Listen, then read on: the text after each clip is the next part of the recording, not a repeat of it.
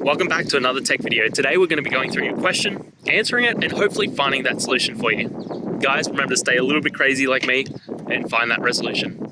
Now, let's continue on.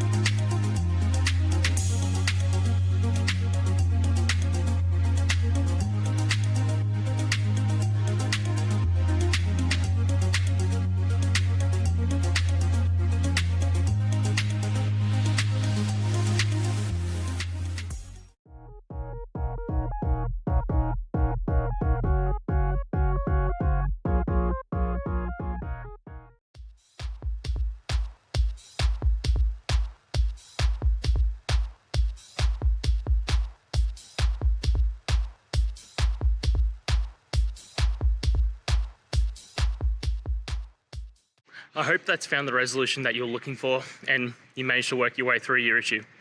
Please, if it did help, hit subscribe. I'd really appreciate it. And until the next technical time you need help, have a good one.